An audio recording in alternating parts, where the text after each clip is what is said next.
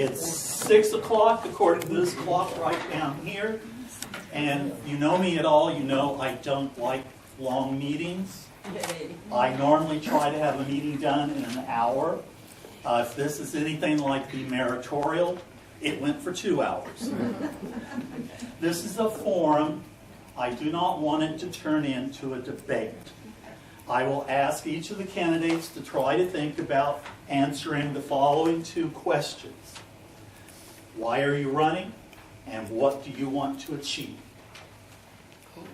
And after you've all had a chance to answer that, we'll open the floor up for questions or something that you would like to ask the candidates about. But once again, I don't want any direct attacks against each other. And I want to thank Mr. Winters for being here, Mr. Taylor, I can't even think of your last name right now, and Mr. Parker. And they'll have a chance to also speak if they wish, or talk to you one-on-one, however you wish to do it. And this is a nice turnout. When I counted, we had almost 45, getting closer to 50 people. And it is an honor by the Woods County Democratic Party to host this. We won't baptize anybody. We won't get you to change your registration.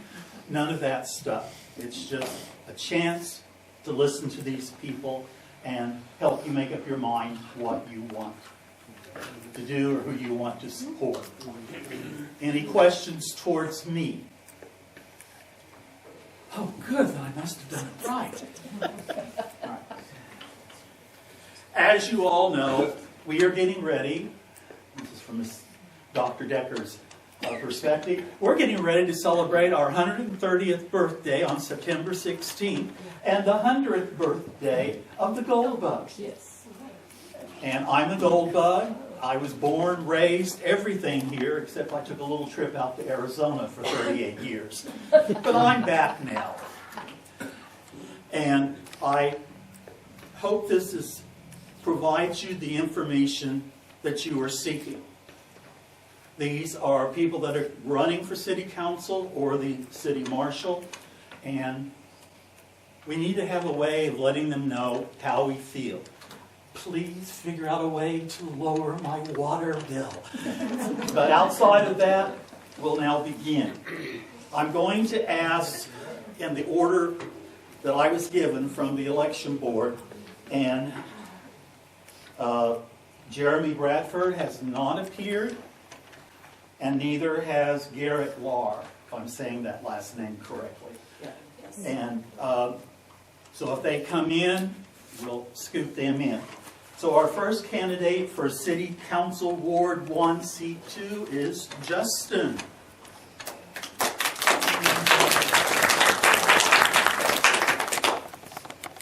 My name is Justin Scribner. I'm running for Seat 1, Ward 1, Seat 2. My parents are Jim and Cleo Scribner. He's also running for City Marshal. My grandpa is James Scribner. We've been lifelong residents of the city of Alva for forever.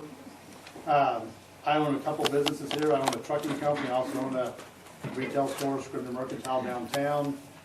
I'm running for city council to help bring in ideas from the places I've been. I've been all over the United States. I've dealt with a lot of different companies. So maybe I can bring some of the stuff I've learned outside to better out. I'm hoping to shed light and bring in new ways to maybe improve our infrastructure, our streets, our water, trash service. Hopefully we get some stuff accomplished. Thank you.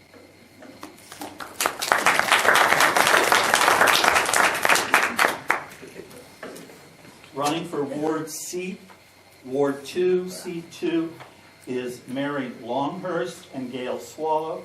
And Mary, you get to speak first.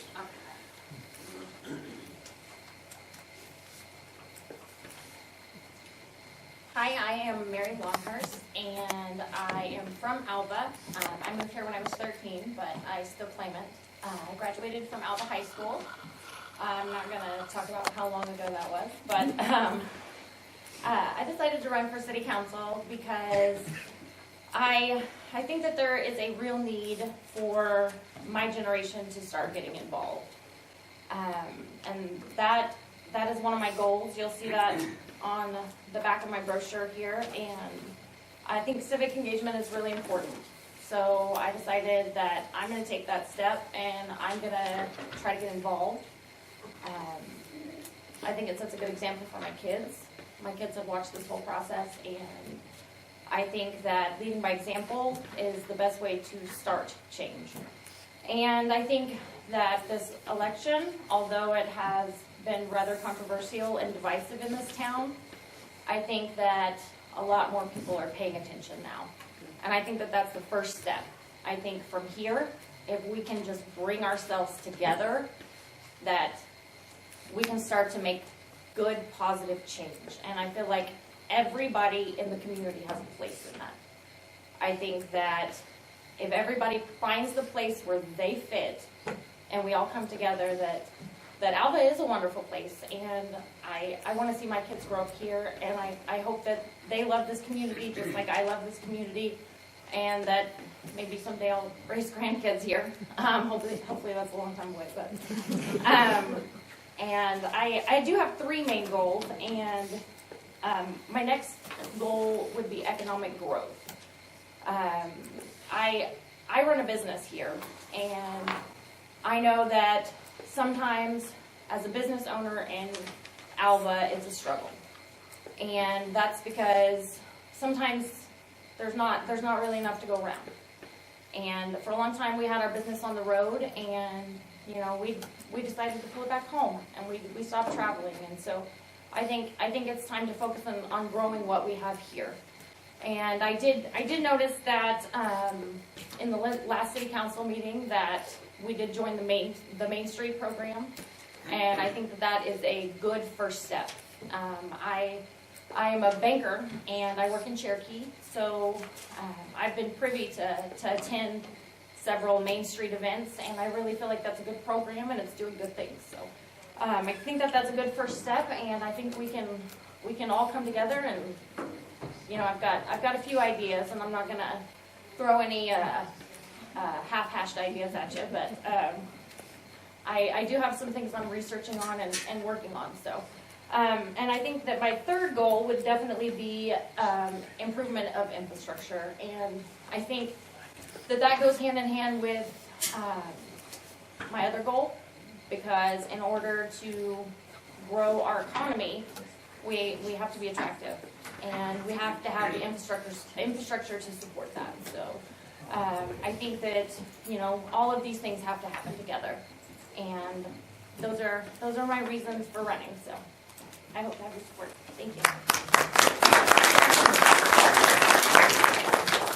Ms. Swallow?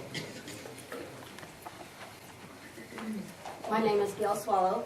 I've lived in Alva now for 40 years.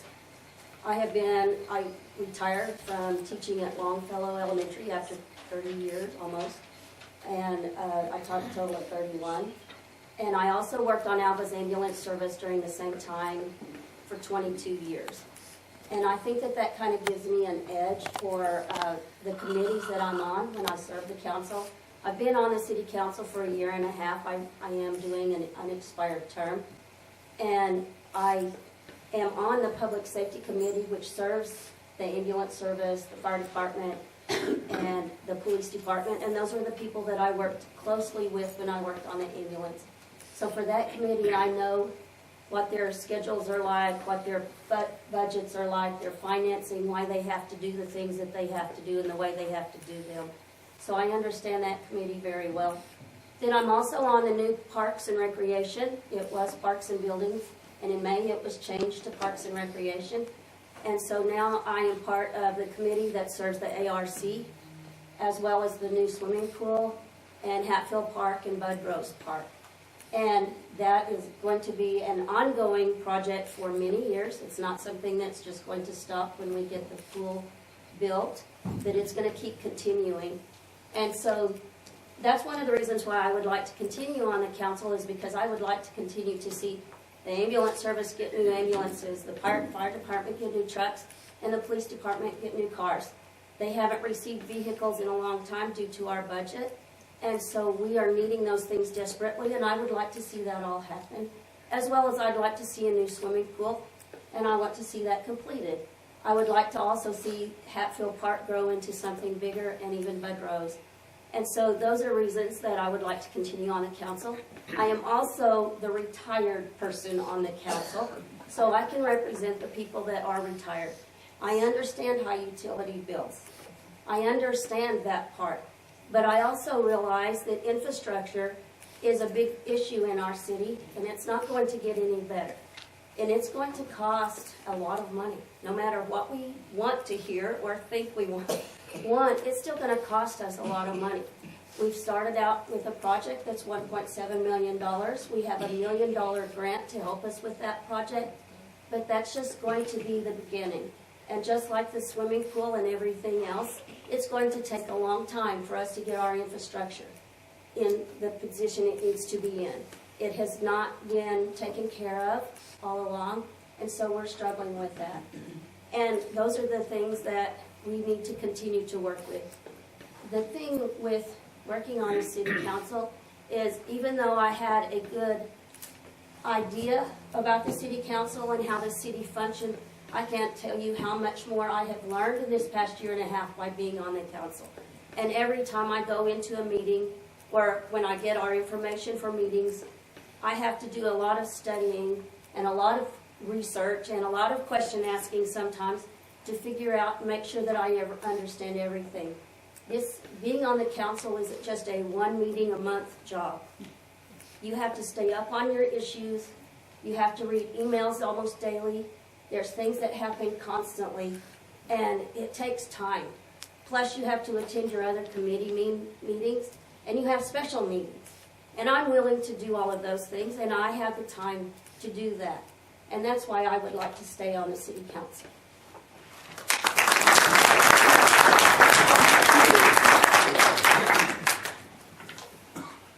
Hey, our candidates for Ward 4, Seat 2, are Mr. Parsons and Mr. Stelling. And Joe, your name's on top.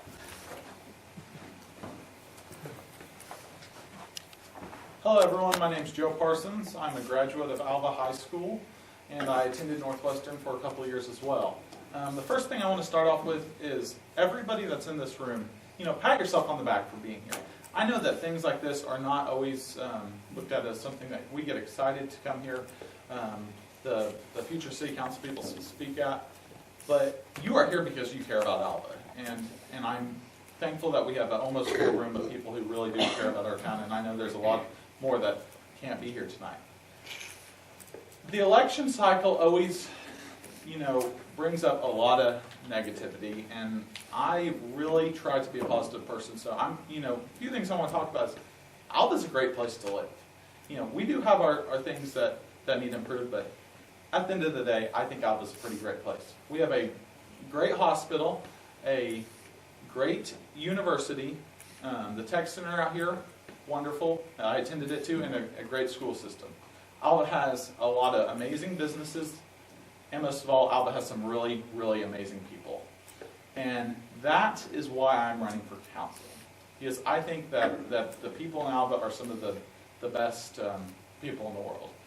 If you look on the back of my pickup, you'll find a sticker that says, "Lucky me, I live in Alva." I think that sticker describes, everything right there. I think everybody who lives here should have that sticker on the back of their vehicle, because if you live in Alva, you are lucky. Like I said, we do have our fair share of problems, but at the end of the day, I'm still very thankful to live in Alva.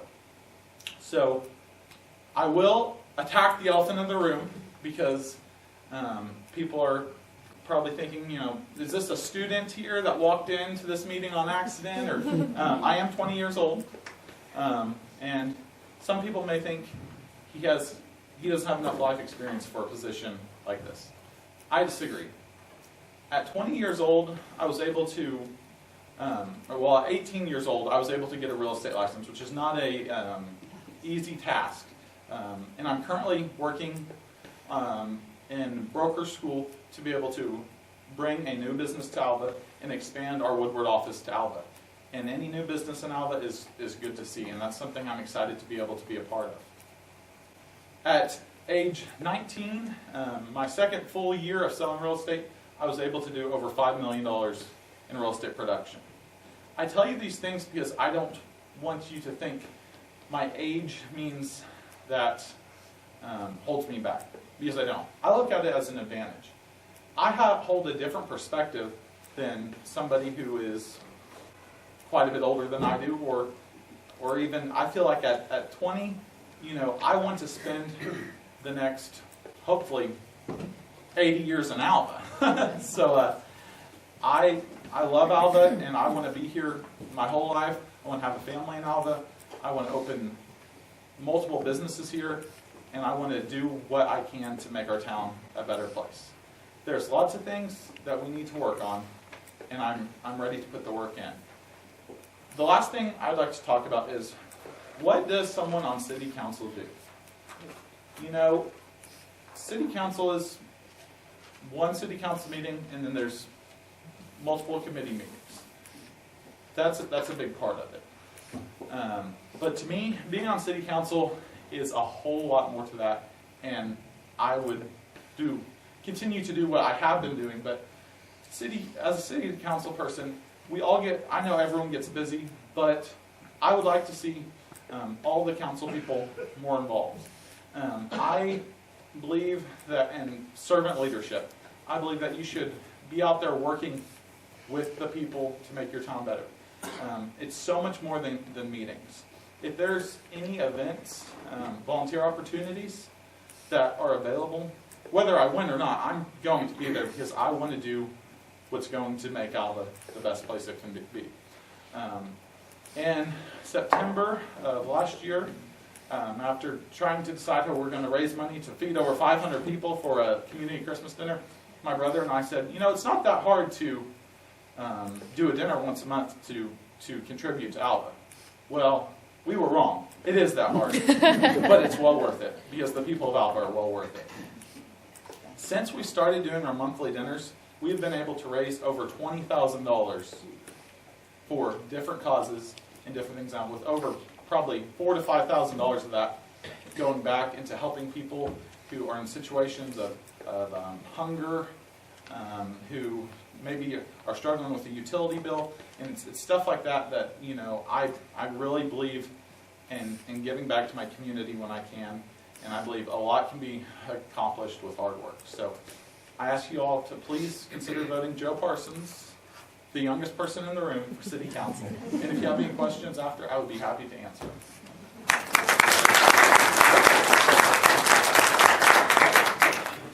And at this time, Mr. Stelling. Everybody thinks we look bad. I'm going to use Lenny's theory of keep it short and sweet.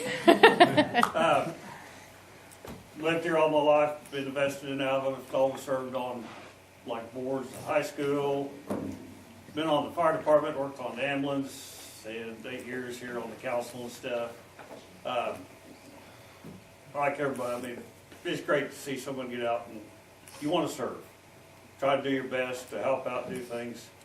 As far as accomplishments, what I want to accomplish, I can't really say any one thing. It's just whatever's best for Alva. We got to all work together to try to make it happen. If you have a disagreement about something, then they listen to each other and work through that to where you've got a common goal to where it's always the best. And that's what basically it all comes down to, is whatever's best for Alva. And everybody's got a different opinion of how that happens, everything, but that's part of calling constables and just, give them your opinion, say what you need to say, try to work it out and everything, and then, like I said, hopefully we can all work in the same direction. So, thank you.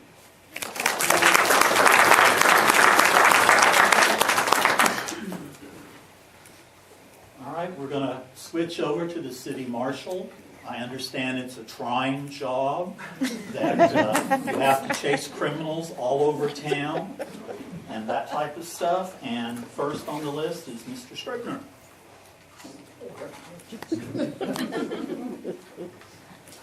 He's been running hard. He was worried his knees would scare you. I just hoping I'll get to the podium. This is for the. My name is Jim Scribner, and I am the city marshal at this time. Just a brief history of the city marshal job and why you're fortunate enough to have me. It's been at least 20 years ago. In our charter, the people voted in the city marshal for our form of government. And then the council appointed that person to be the chief of police. My cousin Kenny Cole was there forever. But they decided that we probably shouldn't be allowed to elect our own chief of police. They wanted to micromanage that themselves, which is fine. But what they had in mind was to let the city marshal job just die a quiet death.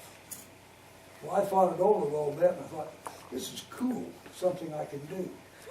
You know, it pays $1 a year, Big salary. and as far as duties, there is none. I've looked for 20 years, I've looked for something to do and for graft, and I found neither one. The only thing I can tell you about it, and it doesn't make any difference whether it's Jim or I at the job, the city marshal is kind of a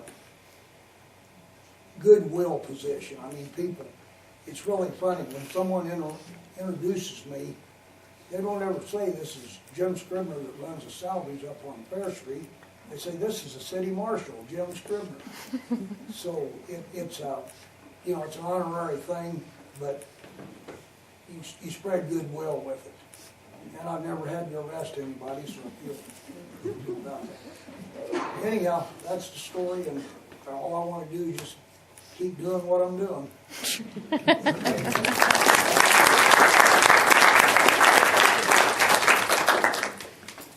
And now we'll hear from Mr. Dar.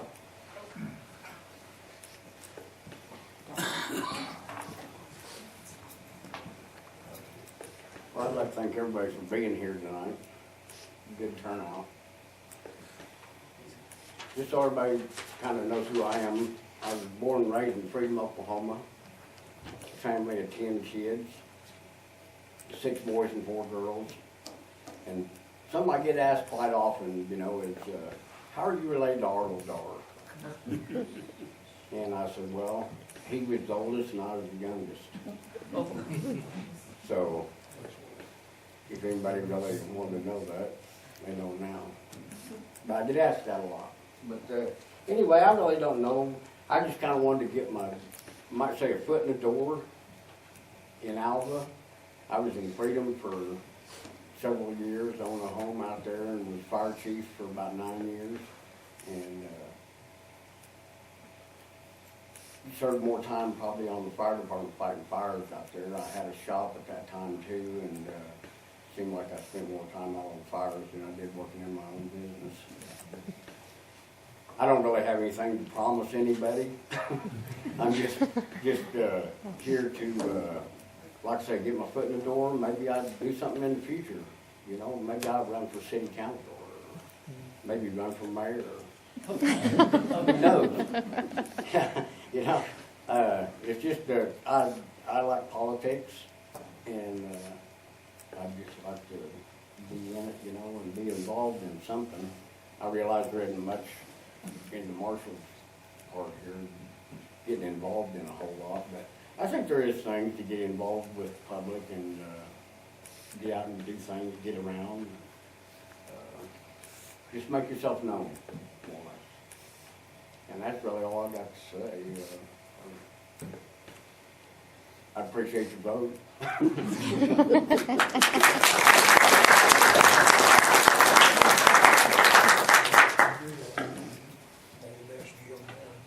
Okay. And while we were going through the introductions and so forth, another city council member came in, Mr. Brooks. So he wants to say something a little bit later. Sadie's here too. Sadie's been here the whole time. Oh, okay, I'm sorry. Didn't see state coming. And, we are lucky to have people who are concerned and want to volunteer for our community. A person that I have a great deal of respect for is former Mayor Arden Chafee, who is here, and I'm sure he tries to keep me on the narrow. So at this time, do any of you have any questions? Don't be bashful. Yes? Yeah, I'm never bashful. For each person up there, it's going to be a really simple question. You're running to represent me and other people in Alva. I think with that, I deserve to know which way you lean politically. And I would just ask if you view yourself liberal, moderate, or conservative. Wow. If you want to start, just go down. It's easy, just one way. Okay, I'm a libertarian. Okay? I'm conservative. Conservative Republican. Well, conservative. Conservative Republican. All over the board, Democrat. I know that. Democrat. Thank you.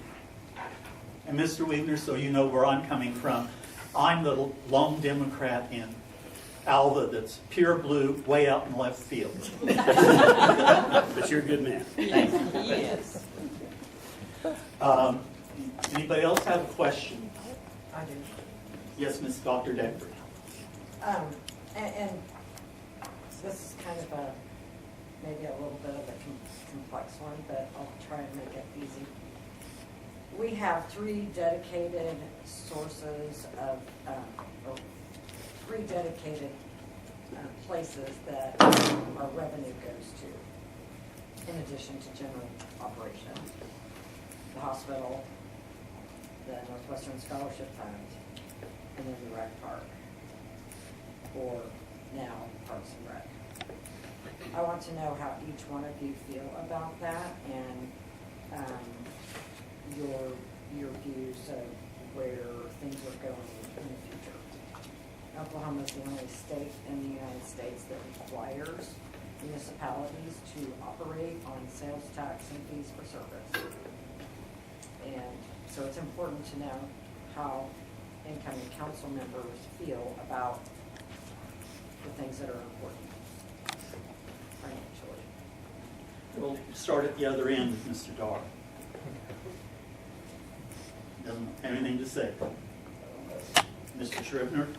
Well, I don't make up much of a dent in any of it, but it seems like we have a good plan, we have good people in place making the right decisions, so it's, at least for me. Justin? At this time, I don't feel there needs to be much change to it. I mean, it seems to be working fine. If the future arises, and it does need to be changed, and that's something needs to be looked at in the future and studied. And, you know, I think it's a good program as it is right now. Mr. Stelling? I think all these items are, tremendous asset and everything, and we've stepped forward and different ways to help secure them between, the college and bringing in scholarships and stuff and kids and stuff. It's kind of one of the hidden things that you can't see just a direct payback. It's all kind of blended out and hidden everything between rentals and different things. Hospital, that's the main cornerstone of the town. Everything to try to, keep support and everything. And as far as like even the recreation park, you got to have that for families. It's been great job they've done to bring people in and tournaments and this and that. It helps out all the businesses and everything. They may not spend overnight, but we got to have activities like that planned and great people in place to bring stuff in like that. So I think all those are great assets. Thank you. Mr. Parsons?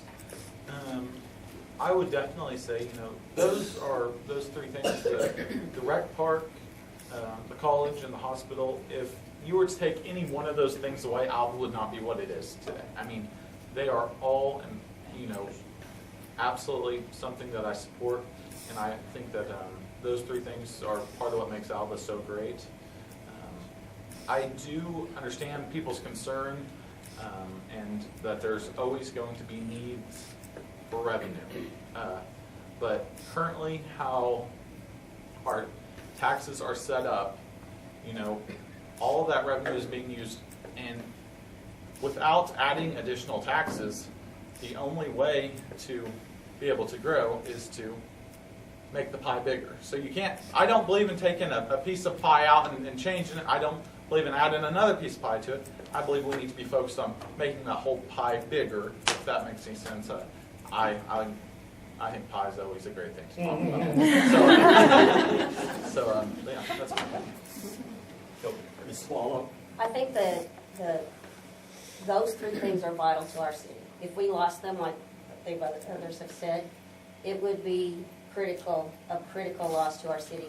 And we don't know how much economic development money it brings back into our city. There's no way to really judge that. And it's probably a whole lot more than we really think. So I don't think that we can get rid of any of those parts. Those things are critical to keep Alva what it is. Ms. Longhurst. I think all three things are definitely critical to Alva. I was just at Share with my son this morning. I think that the rec center is definitely very important. All of my kids have participated in many activities out there, and I've had rental property in this town, so you can't convince me that the college isn't important. However, I do think that some of the other goals that I do have are going to be important, because I think that as we grow and as we expand and we develop our economy, that becomes less of a tax and citizen burden rather than, as the economy grows and there's more economic engagement, and you see more volunteer work. That's less that the city is paying for, or more people donating, or as each person finds their place and new businesses come in, and we start to develop as a town, then the pie gets bigger, and we don't have a need to raise those taxes. So that's why I chose the three goals that I chose, is because I think that those are going to be important developments in order to avoid putting an unfair burden on citizens. Follow up? I think that probably one of the critical pieces that people do need to understand is the fact that all of the things that were mentioned, those are economic generators, and without them, we would see a loss in sales tax revenue. So being supportive of those things, even a swimming pool is an economic generator, because if you don't have one, people leave and go somewhere else and spend money. Anybody have another question? Yes, sir. To make a long story short, several years ago, I was talking to a man at Walmart, and he said he wanted to move here from Missouri. And he said, I drove in here, and I looked around town, and he said, I'm not going to come to Alva, because the town has gotten so junky. Old cars sitting around, old houses that need to be torn down or not torn down, and are a detriment to the town. He said, it's just terrible what it used to be. We've been here 18 years. When we moved here in '05, the town was very nice. It's not the reason we moved here, especially for the grandkids, but it's been eating on me all this time that we need to clean the town up for no other technology. And just, somebody's got an old house that needs to be torn down. How can we get this done through the city? My answer to your question is, I understand there is a process, and like all government processes, time takes forever. I may be corrected very quickly, but if you want something torn down, a neighborhood eyesore develops, you go to the city, you file a complaint, and it goes to the city council, and eventually they vote that and to get it torn down. And I know Mr. Parsons here has talked about the two houses behind Taco Village. And, you know, they need to be eliminated. But you've had to jump. Well, A lot of hoops. I'd like to answer the question if I could, or if you want to go, whatever. Sorry. So, I want to say, you know, the city's been really great to work with on that deal. Once we got a city inspector, it took several complaints, but they did get from there. But what I've seen in the past with properties is we do, if the enough people complain about it, it will go to council and they'll look into it. They do condemn properties. How many of those properties that are condemned actually get addressed? If you look back, it doesn't seem like I've seen a lot in the last few years, which I understand that's probably a lot has to do with funding. If you're going to tear down an eyesore or replace a broken water line, what's going to come first? And whenever you have tight funding, you have to make those decisions, and I completely understand that. But I think if there is a process to go through, I went through the process, but if citizens go through that process to have a house condemned, and 10 years later it's still there, then why do we go through the process? And that's something I would definitely support, is, you know, identifying the different properties that need to be torn down. I think that being in real estate for the last couple of years, I've had houses that were listed, and I had people that wanted to move to them, but they said, I love this house, this is great, but I'm not going to move into a house that the house next to it has been abandoned for 30 years and has a hole in the roof.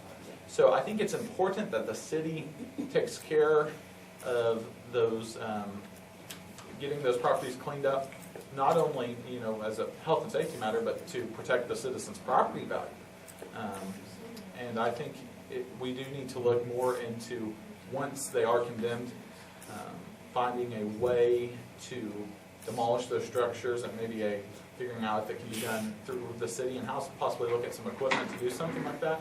But I think it all comes down to tear stuff down. And I mean, we have an expert on that right here, and she might want to talk a little bit more on it. But it takes a lot of money to do, and when there's so much, it's going to take a lot of time. But I 100% agree with you. It is a problem that needs fixed. Does any of the other candidates have anything they want to say? I would like to add on that. So, average each house that you're going to tear down it costs around $8,500, and that is an economic burden that either falls on the city, and a lot of the property owners that own those properties, they don't necessarily have the funds to do that. And that's something that my husband and I have actually talked about. And my husband has had a conversation actually with the city inspector about that. I believe it was the city inspector. I won't speak for him or anything. But so we had thought about possibly partnering with the city, and maybe if they would cover dump costs, that we would work out a payment plan with people that own the properties. Because I understand right now that in the time that we're at, a lot of people, they don't have the funds to cover, and that's why their houses look the way they do. And to tell somebody, you know, you have to spend $8,500 that you don't have, and that can be hard.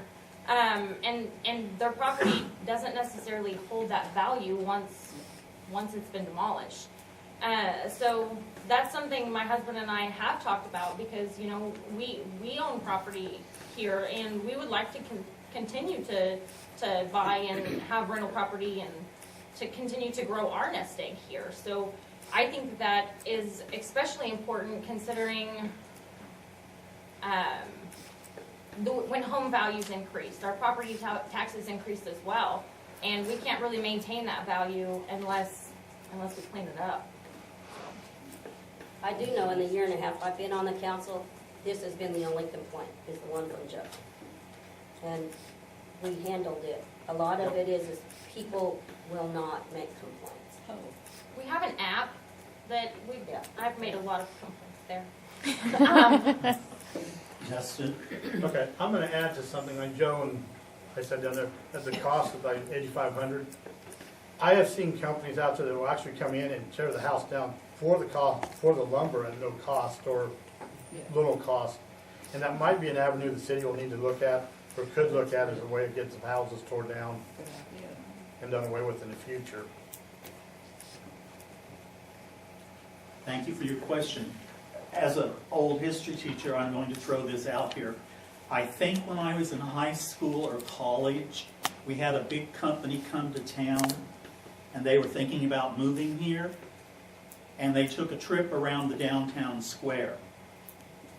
And they said, we're not coming. And somebody asked, why? 1 block from City Hall, you have a dirt street. And they didn't come.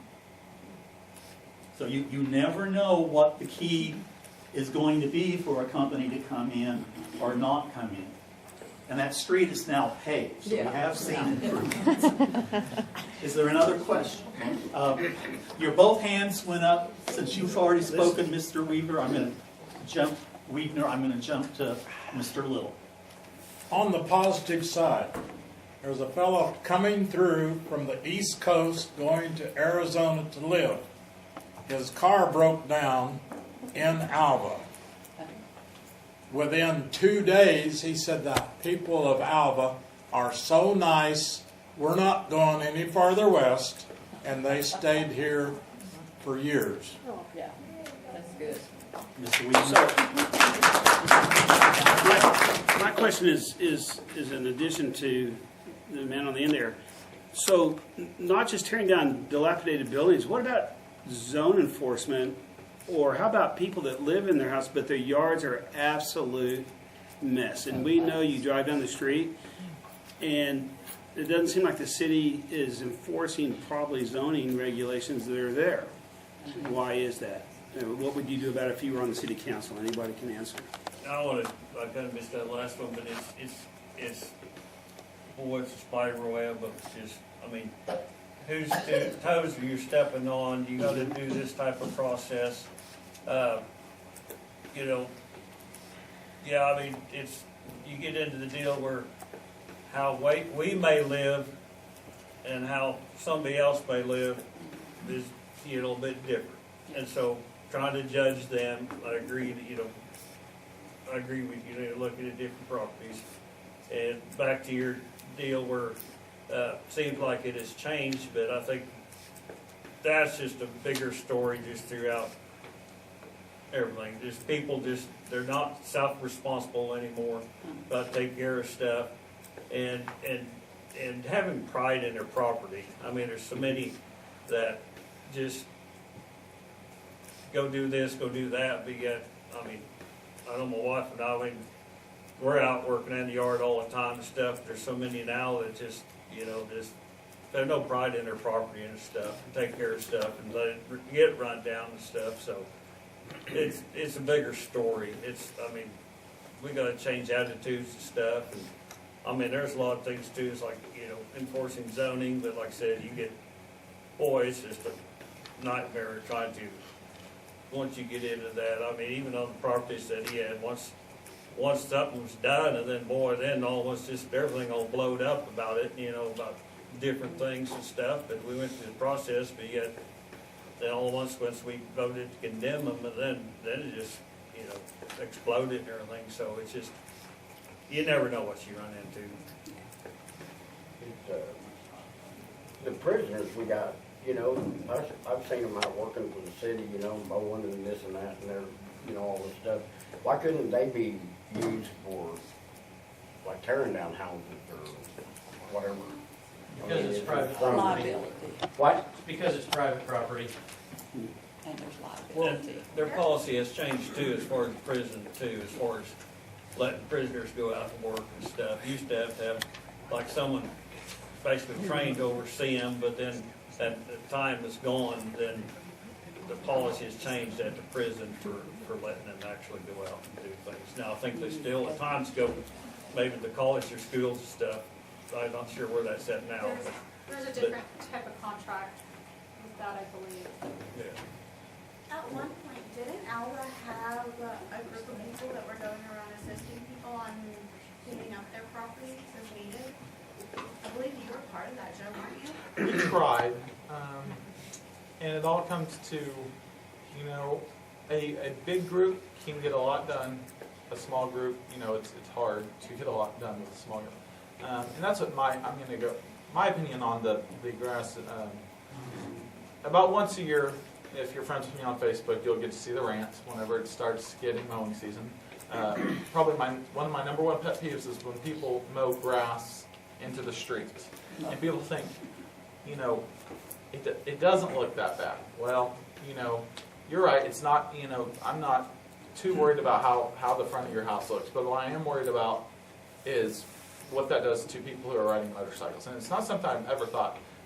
Before I had a driver's license, I drove a little scooter, and I had 2 wrecks from the rubbish in the road, and that's when I got real passionate about it, because I'm like, this is a problem. Something else I've seen with that is there are areas in our town from people depositing the grass clippings in the road that our roads are actually starting to turn to grass in some areas, which our roads need work, and but that's definitely not helping whenever people are dumping that material into them. So, but I feel the most important thing we can do to fix this problem is if we have proper communication can fix a lot. And so just working on a way of notifying people that, you know, this might have used to be accepted, but it's no longer accepted. And I don't believe that if your grass is, you know, just a little bit too tall, we should be knocking on the door and handing you a ticket. I'm not, you know, I believe in private property, and I understand that people, you know, say, it's my lawn, if I want to mow it, I'm going to, if I don't. But at the same time, you know, be proud of your property, you know, have some pride in it, and let's all work together to make the town look better and be a better place. So I think communication is something in that area that's kind of been lacking that we could really work on, and that would really help. Thank you. If you know where I live, and I'm embarrassed, my parents are probably twirling in their coffins. My front yard is dead. My backyard is now nothing but dirt, because I'm sitting there getting a $100 water bill thinking, if I water the yards, how much is it going to go up? And I pay to have what's left of my yards mowed several times a month. So the drought has had an effect on some people's maintenance. And hopefully we'll get some rain by the end of this week. Yes, sir. The 2 houses that Joe's taking care of, those are right beside my house. So I understand that they've been condemned. Now they're up for sale. They've been like this, in this position, that need to be torn down for probably 20 years. If they don't ever sell, what will be done? That wasn't my question I was going to ask, but that is something I'm curious about. From my understanding, there's property that in Alva that was condemned many years ago that's still standing. So nothing may be done. I don't want to call on anybody, but it was my understanding that if your property gets condemned and you don't arrange, and the city has to go in, and they would charge, I'm assuming, the $8,500 onto your property tax bill. And if they don't pay that when they pay their property taxes in 5 years, the property could be at an auction for a sheriff's sale. Now, I don't know how true that is. I'm feeling a little better because Mayor Parker shook his head yes. So, but that's my understanding, that property should have been, you know. It actually goes on to, a lien goes on the property, it doesn't actually go on, because there could be liens where, then it would be forced at the time if they were ever sell it, but we were only able to charge what our actual costs are. So I mean, there's no markup or anything, whatever the actual cost is to tear it down, and then there's a lien put on the property. So there's, I mean, it won't force it into sale. In reality, it could stay like this for another 20 years. Well, I think you go, it's a terrible thing. I mean, you can go to any town, depends where you go, you find the same thing. Right. It's, like I said, it's the, you know, just way, I mean, it's, yeah, I don't know, there's. No, I understand. I was wish just somebody curious could come up with something, I mean, that it can be a good process, that everybody's happy, but you know that's not gonna happen where everybody's happy, but to the greater good, I wish. How it works in other towns is, the city has it puts it into their annual budget, and they bid out so many properties and then decide what properties they're gonna demolish off of that list, depending on how the bids come in. And the question that I was gonna ask was, except for Joe, I know Joe goes to, I think, almost all of the council meetings. Has anybody else went to council meetings since they've, filed for council? And if they Typically watch haven't, online. why not? Last time I was there, I did see Gail and Randy. Minus the, Yep, you really did. I used to go to the council meetings regularly, and they finally got to where, unlike the Boy Scouts, they didn't need adult supervision. Slow down on them. Any more questions? How do you go about watching on television a council meeting? If you go to the city website, there's a link. Okay, thank you. And it's just like Stacy Also, here yeah, is with the recording. newspaper, it's Lynn Martin channel on YouTube. We film And that was a question that I had asked about live streaming the council meetings, and I never really got a good answer on that one. I don't know why they couldn't be, but there's probably a reason, or there may not be. I know Daniel's talked about it in the past, but that's something we definitely need to look into to see if they can't currently, if there's something that could easily be changed to make it where they could, because, you know, there's a lot of people who aren't going to come to a meeting, but if they could watch it from their home, I think we could get more people to watch it. And I understand, you know, it's important to go to the meetings, but if that's a way to get more people involved with our city, I think it could be a great thing for the community, because there's some people who may not be able to get out, and there's some who just aren't comfortable coming to the meeting. Yeah, the ones that you can watch now, it's not in real time. You can watch it later. It's recorded. If I can, Yes. I can speak to that, because I've done a little bit of research on that, so everyone can understand it a little better. There's laws that dictate surrounding the ability of people who are present at the meetings, the opportunity to speak. We offer it to people who are present, but we have to offer the opportunity to speak to those online. And there's debate about whether that is accurate or not. But there's no judicial precedent that's actually set. So you have some communities who are doing it and some communities who aren't, and we've just followed the guidance of our city attorney up to this point. So that's why they're not lecturing currently. Anybody else have a question? Yes, Linda. I would like to know the proper procedure to follow if you have an issue with the city. Do you go to your councilman first? Do you go to the mayor's office? How do You asking me or Oh, them? Procedure, how do you go through? And we're going to start with Ms. Swallow and bounce around. I think you could go either way. Talk to your council person or go directly to City Hall and address it with the correct person, whatever it is, and then go from there.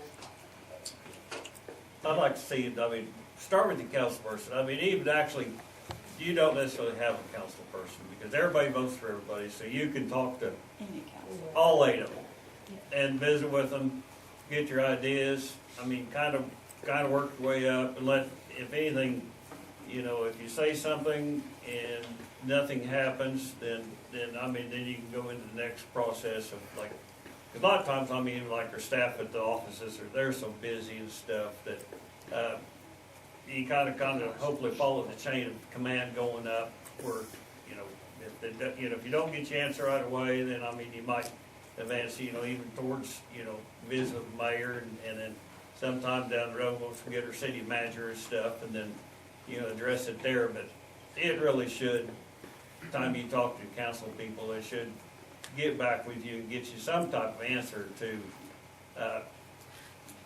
find out what you need, and if they can't answer right away, they ought to be able to research it and get back to you.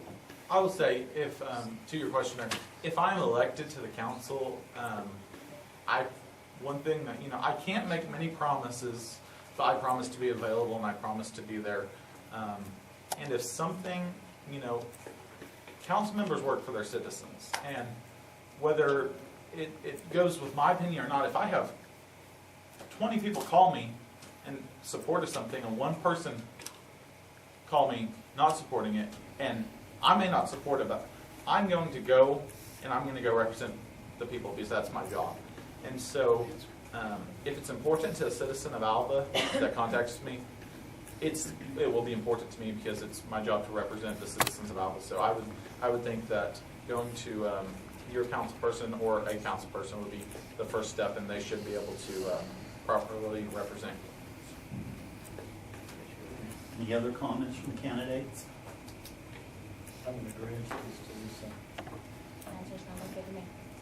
Anyone else have a question before I saw a bunch of fingers. Justin, I understand you have a history of financial difficulties. Why do you think you can help with the large budget of the city of Alva?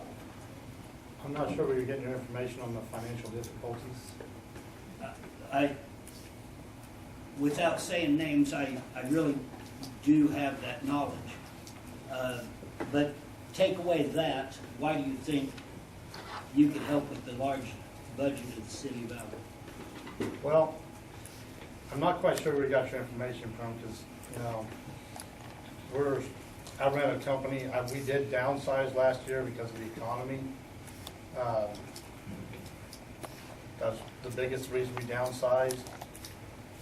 We had 2 or 3 of our big customers went bankrupt, stuff left with a lot of debt. We've worked our way through it. We're still afloat. We're still moving. But we've not had any financial trouble. So I'm not quite sure where you got your information on that.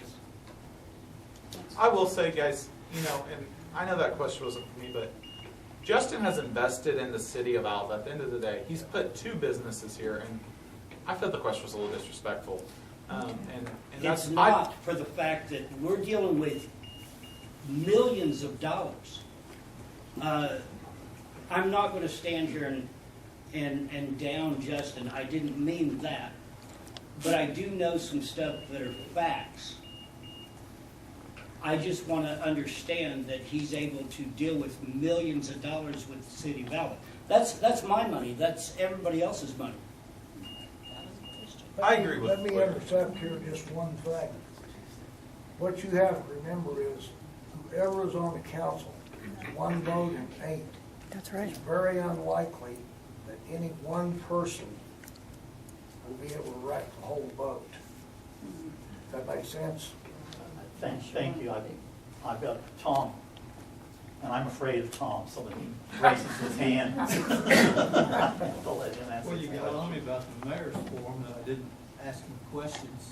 So I got one for the marshal candidates. Hypothetically, hopefully, say something would happen like we'd have a bank robbery, and they would get trapped in the bank, and they wouldn't give up, and it came down to a shootout. Would you be willing to strap on your 6-shooter and go help in the shootout? Maybe earn your exorbitantly overpaid salary?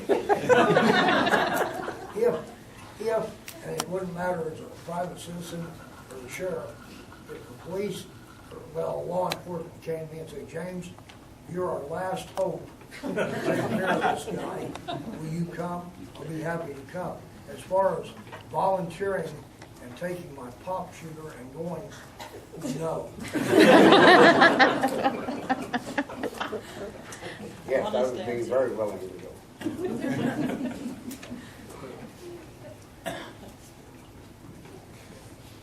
I don't see any other hands going up.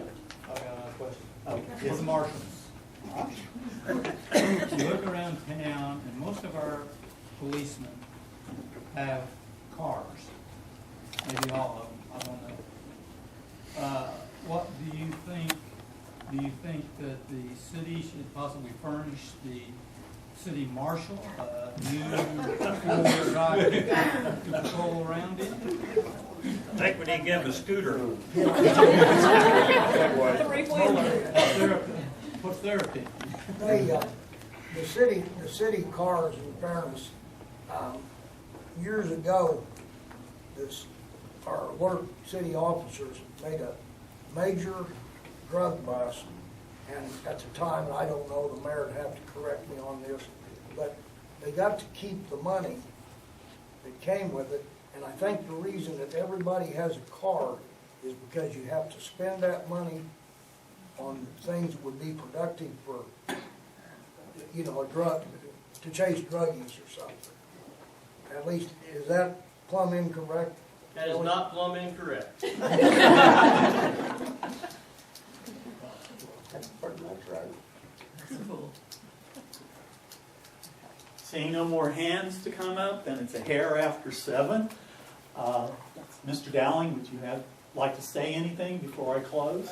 Just that I appreciate everybody who's taken time to become educated on our municipality and the candidates that are running. Thank you for being here. Mr. Parker? I have nothing to add. Thank you guys for being here. I thank you all for being here, and if you want to talk to any of the candidates, now's the chance to be